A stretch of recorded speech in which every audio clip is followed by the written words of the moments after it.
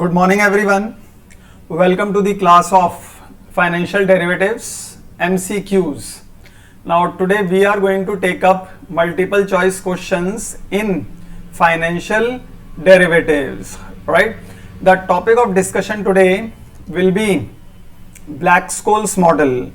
Now we will be taking up some typical questions in Black-Scholes model in financial derivatives, starting with the first one. Which of the following is assumed by the Black-Scholes model? Number 1, the return from the stock in a short period of time is log normal. एक तो आपको ध्यान रखना है, return की जब भी बात होगी तो Black-Scholes model is always predicting the future time, right? The stock price at a future time is log normal. This is the right option. The Black-Scholes model is based on natural log functions, right? तो stock price normal तो है ही नहीं यहां पर, it is always log normal. लेकिन क्या assume करता है Black-Scholes model? The stock price at a future time is log normal, right? तो log normal natural log function is there and the whole system is based on normal distribution curve, right, whereby we calculate the price of a stock at a future time. So that is always this function which is called as log normal. Number 2, the Black-Scholes model was initially published in which year? तो आपको ध्यान रखना है कि it was published in the year 1973. तो firstly Black-Scholes model जो paper publish हुआ था स्टॉक ऑप्शंस के ऊपर, it was originally published in the year 1973. Number 3, which of the following is the definition of volatility? 4 option है आपके पास, लेकिन आपको ध्यान रखना है volatility is always denoted by standard division of the return. तो स्टैंडर्ड डिविजन तो ऑप्शन सी में भी है, but it is measured with continuous compounding. आपको बताया था जितने भी यहां पर यूज होंगे, जो भी कॉन्सेप्ट और जो भी कंडीशन यूज हो रही है, इट सेज कंटिन्यूअस कंपाउंडिंग. और आपने अगर फुल कोर्स प्रैक्टिकल वीडियोस देखे हो तो उसके लिए हमने सीसी वर्ड यूज किया गया है, whether they're futures, forward, options. So the rate is always continuous compounding and volatility is denoted by standard deviation of the return measured with continuous compounding rate in 1 year. A stock price is $100. Volatility is estimated to be 20% per year. What is an estimate of the standard deviation of the change in the stock price in 1 week? अब ये कैसे calculate होगा? Estimate of the standard deviation. Now remember the estimate of standard deviation is calculated by this formula, standard deviation of root t multiplied by the spot price of the stock.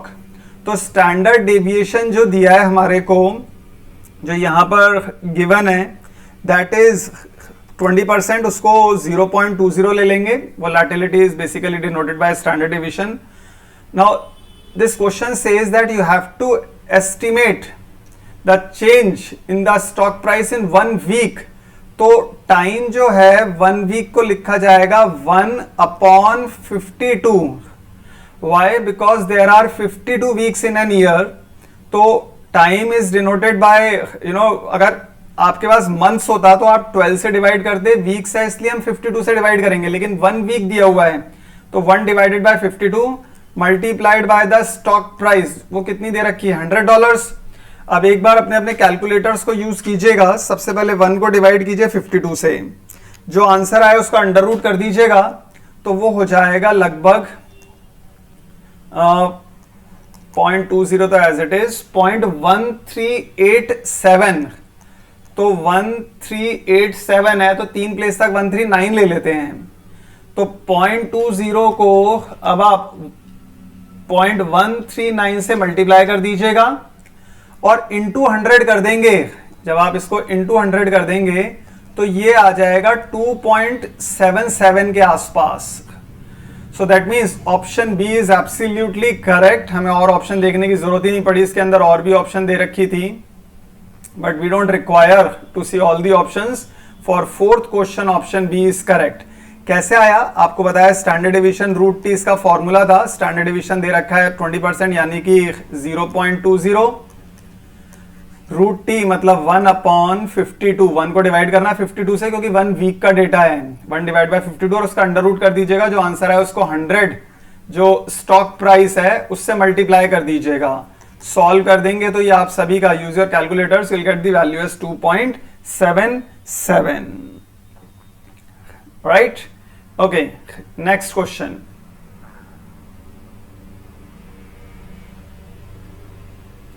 What does NX denote? NX denote करता है the area under normal distribution up to X. तो आपको ध्यान रखना है ये NX normal distribution का जो एरिया है up till X, ये डिनोट करता है NX. So the normal distribution runs from minus infinity two plus infinity. मान लीजिए सेंटर में 0 है तो माइनस इंफिनिटी से लेकर प्लस इंफिनिटी तक करता है, लेकिन जो NX की वैल्यू है it is the area under the distribution between minus infinity, जो माइनस लास्ट का हिस्सा है, वहां से लेकर x तक, पॉजिटिव x तक की वैल्यू को रिप्रेजेंट किया जाता है NX. So it is the area under a normal distribution up to the value of x. So B option is absolutely correct. Moving on to question number 6. Which of the following is true for 1 year call option on a stock that pays dividends every 3 months? पहला, it is never optimal to exercise the option early. बिल्कुल गलत है. It is sometimes very optimum to exercise the option early. Right? तो अगर आप जो x dividend rate से पहले ही अपनी ऑप्शन को एक्सरसाइज कर लेते हैं तो वो उसमें काफी फायदा हो जाता है. तो इन्होंने पूछा है कि इनमें से कौन सी ऑप्शन सही है, तो पहली ऑप्शन तो गलत है. जो बोल रहे हैं it is never optimum to exercise the option early. Option early exercise कर लेंगे, काफी प्रॉफिट बना सकते हैं आप. जितना लेट करते जाएंगे एक्स डिविडेंड हो जाएगा तो प्राइस में फॉल, राइट. तो that time it may not be optimum to exercise the option. It can be optimal to exercise the option at any time. No, आप बहुत लेट करते हैं तो वो ऑप्टिमम नहीं होता है. It is only ever optimum to exercise the option immediately after an ex dividend date. No, अगर आप एक्स डिविडेंड डेट के बाद में एक्सरसाइज करेंगे तो आपको शार्प फॉल दिखाई देगा प्राइस के अंदर, स्टॉक की प्राइस में, जिसकी वजह से आपको ऑप्शंस में लॉस भी हो सकता है. सो it is not feasible to exercise the option after an ex dividend rate. आपको करना है तो आप ex dividend date से पहले कर लो, बाद में नहीं. So for that reason none of the above. Right? ये explanation भी दिया हुआ है. Explanation says that when there are dividends, it is optimal to exercise immediately before an ex dividend rate, but never optimal to exercise at other times. तो यही चीज आपको बता रहे थे कि डिविडेंड की डेट से पहले आप एक्सरसाइज कर लीजिए. So none of the first 3 answers are correct. Right. Moving on to the next one, that is the risk free rate is 5%, right, and the expected return on a non dividend paying stock is 12%. Which of the following is a way of valuing a derivative? Options है आपके पास. Assume that the expected growth rate for the stock is 17% and the discount expected payoff at 12%. ये option बिल्कुल गलत है. Risk free rate अगर 5% है, इसका मतलब ये होता है कि डेरिवेटिव जो है वो एज्यूम करेगा कि stock grows at risk free rate, right. तो ग्रोथ रेट जो होगी वो रहनी चाहिए आपकी 5%. The stock will grow at 5%. ये रिस्क फ्री रेट 5% शो कर रहा है. तो ये 17% और 12% का तो कॉन्सेप्ट ही नहीं है यहां पर. ये सेकंड ऑप्शन के हिसाब से expected growth rate for the stock is 5%. This is true. और साथ ही साथ जो डिस्काउंटिंग रेट होती है, जो डिस्काउंटिंग होगी वो भी इसी रेट के ऊपर होगी, राइट. तो डिस्काउंटिंग भी होगी, so that will also be done at the same rate, that is 5%. तो देखते हैं इसमें बी ऑप्शन में क्या है. बी ऑप्शन कह रहा है discounting expected pay off eight 12%. No, अगर ये आंसर होता assuming the expected growth rate for the stock price is 5%, जो कि बिल्कुल सही होता, and the discounting expected pay of वो भी 5% ही होती है, मतलब ये 12% का कोई यूज नहीं होगा. आपको ध्यान रखना है रिस्क फ्री रेट 5% है, so the growth rate would be equal to 5% and the discounting will also take place at 5%. So for that reason आपका आंसर सी बिल्कुल सही है. The expected growth rate for the stock is 5% and discounting the expected pay off at 5%. Right? Okay, question number 10. Which of the following is measured by VIX index? तो VIX index का बिल्कुल simple सा answer है implied volatilities. क्या major करता है? implied volatilities, but for the options trading on S&P 500 index. तो S&P 500 index के अंदर जो भी implied volatilities है वो मेजर किया जाता है VIX index से. Right? Next, number 11.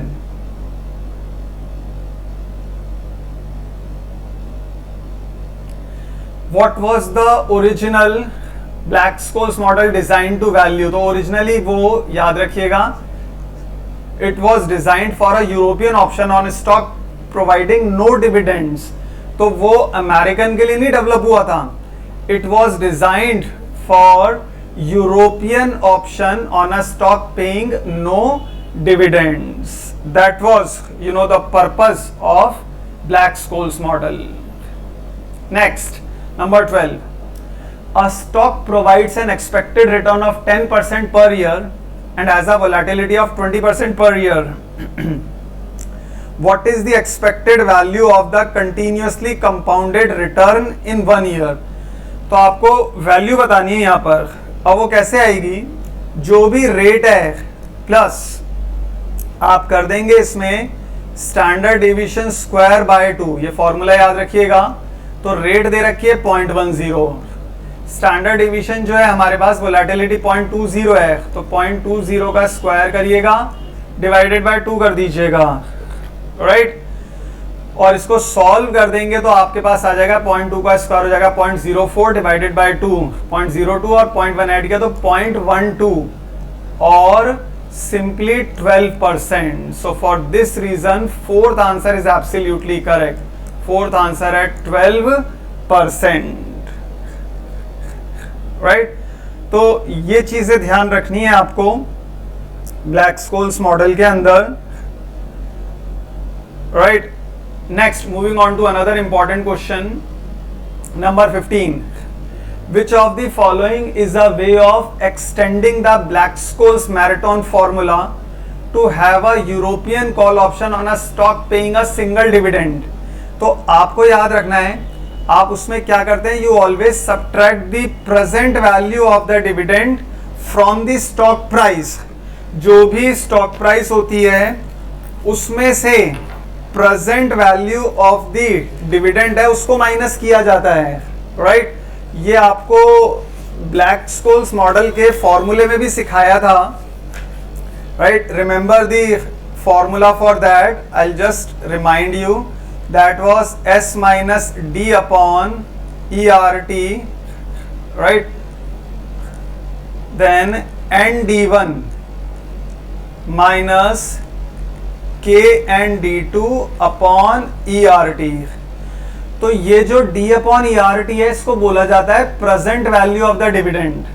इसको स्पॉट प्राइस यानी कि जो उस टाइम की स्टॉक प्राइस है उसमें से माइनस किया जाता है. So you must remember this. और यही ब्लैक-स्कोल्स मॉडल था. सिंपल ब्लैक-स्कोल्स मॉडल तो ये वाला था, call option is equal to SND1 minus K and D2 upon ERT. ये था simple Black Scholes model, BS model. लेकिन जो डिविडेंड डिस्क्रीट डिविडेंड मॉडल था वो ये वाला था S minus D upon ERT ND1 minus K and D2 upon ERT. तो आप देखो इसके अंदर क्या हो रहा है, मैच्योरिटी रिड्यूस नहीं हो रही, डिविडेंड स्टॉक प्राइस में से सब्ट्रैक्ट नहीं हो रहा, simply present value of the dividend को सब्ट्रैक्ट किया जा रहा है स्टॉक प्राइस में से. Right? So this is truly an important question जो कि आपको ध्यान रखना है. Next, when the Black-Scholes model and binomial tree models are used to value an option on a non-dividend paying stock, which of the following is true? इसमें याद रखना है, ये बड़ी एक इंपॉर्टेंट कैरेक्टरिस्टिक है कि बाइनोमियल ट्री प्राइस कन्वर्जेस, यानी कि बिल्कुल Black-Scholes मॉडल प्राइस के बराबर हो जाती है as the number of steps increases. आपको बाइनोमियल ऑप्शन प्राइसिंग मॉडल भी सिखाया है जिसके अंदर स्टेप्स होते हैं कि price up swing value show कर रही है, डाउन स्विंग शो कर रही है, लेकिन जैसे जैसे स्टेप्स बढ़ते जाते हैं, ये स्टेप्स हैं, तो जो बाइनोमियल ऑप्शन प्राइसिंग मॉडल की प्राइस है it converges to Black-Scholes model. So by this reason the fourth option is absolutely correct. Right, तो we come to an end of the most important concepts of financial derivatives. Right, you've studied the aspects of options, futures, forwards. Futures के फॉर्मूले सिखाए थे वो याद रखिएगा. SERT simple जो futures and forwards के फॉर्मूले हैं. उसके बाद डिस्क्रीट डिविडेंड फॉर्मूले, कंटिन्यूअस डिविडेंड फॉर्मूले, वो भी आपको याद रखने हैं फ्यूचर्स एंड फॉरवर्ड्स के, जो कि फुल कोर्स वीडियोस में डिस्क्राइब भी हैं अलॉन्ग विद प्रैक्टिकल्स. तो बड़े बड़े प्रैक्टिकल्स नहीं आएंगे लेकिन फॉर्मूले जरूर आ सकते हैं, जैसा कि आप देख भी रहे हैं. अभी ऊपर भी आपने एक फॉर्मूला देखा था जो आया था Black-Scholes मॉडल का, कि फॉर्मूले को स्टेटमेंट की फॉर्म में दे सकते हैं कि अगर डिविडेंड दिया हुआ हो तो Black-Scholes फॉर्मूले में क्या होता है. तो क्या करते हैं उसमें, we subtract the present value of the dividend from the stock price. तो आप देखो ये D/ERT को बोला जाता है present value of the dividend, और इसको स्टॉक प्राइस में से माइनस कर दिया जाता है. इसी तरह से फ्यूचर्स फॉरवर्ड्स के फॉर्मूले, साथ ही साथ उसके अंदर जो कमोडिटी फ्यूचर्स हैं, कमोडिटी फॉरवर्ड्स हैं, उनके फॉर्मूले भी याद रख के जाइएगा, वो भी MCQs में आ सकते हैं. तो फ्यूचर्स फॉरवर्ड ऑप्शंस के तो प्रैक्टिकल्स बहुत डिटेल में पिछले लेक्चर्स में करवाए गए हैं, जहां पर कॉल ऑप्शन की प्राइसिंग, पुट ऑप्शन की प्राइसिंग को भी डिस्कस किया गया है. Always watch those questions in detail. Right, तो इन क्वेश्चंस को रिवाइज कीजिएगा. Wishing you all the best for your final examination.